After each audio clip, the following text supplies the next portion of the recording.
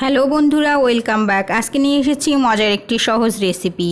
তো আজকে আমি আপনাদেরকে দেখাবো বেগুন আর ডিম দিয়ে ফ্রাই। তো এখানে বেগুন কেটে নিয়েছি, 2টা বেগুন নিয়েছি। এখানে নিয়েছি আমি প্রায় 3টার মতো পেঁয়াজ, আর নিয়েছি এখানে রসুন, একটা বড় সাইজের রসুন নিয়েছি আমি।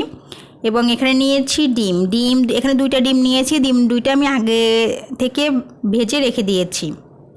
ভাজার সময় আমি শুধুমাত্র লবণ ব্যবহার করেছি। আর কি উপকরণ লাগছে সেটা আমি রান্না করতে করতে আমি আপনাদেরকে বলে দিব। তো বন্ধুরা, চলুন চলে যাই রান্নার মূল পর্যায়ে। তো এই পর্যায়ে আমি কড়াইয়ে তেল গরম করতে দিয়ে দিয়েছি। তেল গরম হয়ে গেলে এটির মধ্যে আমি দিয়ে দিব বেগুনগুলি দিয়ে দিয়েছি।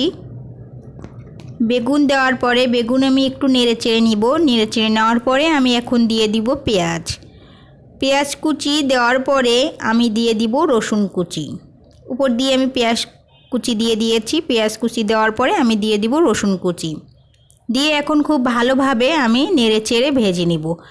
আর এখন দিয়ে দিলাম লবণ এবং হলুদ। লবণটা অবশ্যই আপনারা আপনাদের স্বাদ মতো নেবেন। এখন আমি ভেজে নিব, সব উপকরণ একসাথে ভেজে নিব যেন কাঁচা না থাকে।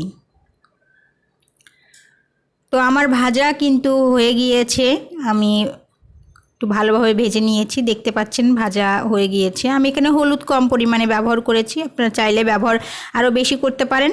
তো এই পর্যায়ে আমি দিয়ে দিলাম শুকনা মরিচের গুঁড়া দেওয়ার পরে দিয়ে দিব জিরা গুঁড়া দেওয়ার পরে দিব ধনিয়া গুঁড়া দিয়ে আমি খুব ভালোভাবে নেড়ে চেড়ে নিব এবং কষিয়ে নিব। তো কষানোর জন্য আমি এখানে হালকা পরিমাণে পানি অ্যাড করব যেন মশলাগুলো পুড়ে না যায় এবং নিচে লেগে না যায়। এখন আমি খুব ভালোভাবে সব কিছু একসাথে মিশিয়ে নিচ্ছি এবং কষিয়ে নিব। ভালোভাবে কষিয়ে নিতে হবে যেন মশলা কাঁচা না থাকে।